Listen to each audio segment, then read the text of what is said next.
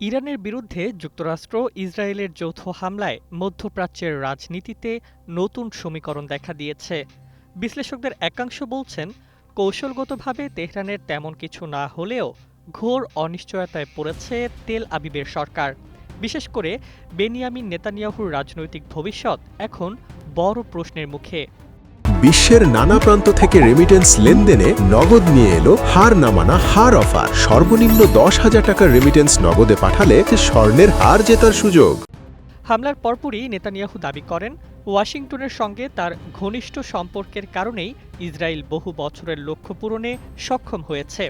একই সঙ্গে তিনি বলেন, সন্ত্রাসী শাসনকে সিদ্ধান্তমূলকভাবে আঘাত করা গেছে, তবে বাস্তবতা হল ইরান রাষ্ট্রীয় কাঠামো কিংবা সামরিক সক্ষমতায় দৃশ্যমান ভাঙন দেখা যায়নি। এমনটাই মনে করছেন একাধিক নিরাপত্তা বিশ্লেষক। এই প্রেক্ষাপটে সামনে চলে এসেছে ইসরায়েলের অভ্যন্তরীণ রাজনীতি। নির্বাচন ঘনিয়ে আসছে। ২০২৩ সালের ৭ অক্টোবর গাজা হামলার পর নেতানিয়াহুর জনপ্রিয়তায় যে বড় ধাক্কা লাগে তা কাটিয়ে ওঠার সুযোগ হিসেবে তিনি ইরান ইস্যুকে ব্যবহার করতে পারেন বলে ধারণা করা হচ্ছে। সমালোচকদের অভিযোগ, ওই হামলা ঠেকাতে সরকারের ব্যর্থতার দায় তিনি পুরোপুরি এড়াতে পারেননি। ডানপন্থী লিকুদ দলের নেতানিয়াহু ইসরায়েলের ইতিহাসে সবচেয়ে দীর্ঘ সময় ক্ষমতায় থাকা প্রধানমন্ত্রী, কিন্তু বর্তমানে তার জোটে টানাপোড়েন রয়েছে। অতিরক্ষণশীল ধর্মীয় মিত্রদের সঙ্গে দূরত্ব তৈরি হয়েছে। সংসদে পূর্ণ সংখ্যাগরিষ্ঠতাও অনিশ্চিত। পাশাপাশি দীর্ঘদিনের দুর্নীতির মামলাও রাজনৈতিক চাপ বাড়িয়েছে। বিশ্লেষকদের মতে, বড় কোনো সামরিক সাফল্য পেলে আগাম নির্বাচন ডাকার ঝুঁকি নিতে পারেন নেতানিয়াহু। সাম্প্রতিক কিছু জনমত জরিপে লিকুদ এগিয়ে থাকলেও স্থিতিশীল সরকার গঠনের নিশ্চয়তা নেই।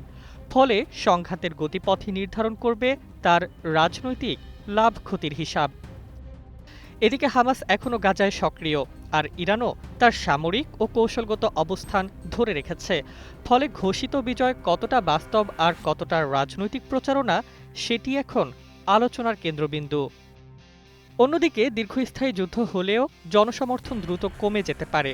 প্রাণহানি ও উচ্চ জীবনযাত্রার ব্যয়, এই দুয়ের প্রতি সাধারণ মানুষের সহনশীলতা সীমিত। বিশ্লেষকদের ভাষ্য, ইসরায়েলের সামরিক সাফল্যের কৃতিত্ব অনেকাংশেই সেনাবাহিনী ও সাধারণ মানুষের দৃঢ়তার ফল, সরাসরি রাজনৈতিক নেতৃত্বের নয়।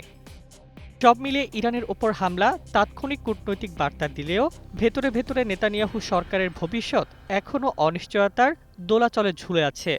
সংঘাতের স্থায়িত্ব ও ফলাফলই নির্ধারণ করবে এটি রাজনৈতিক পুনরুত্থান নাকি নতুন সংকটের সূচনা।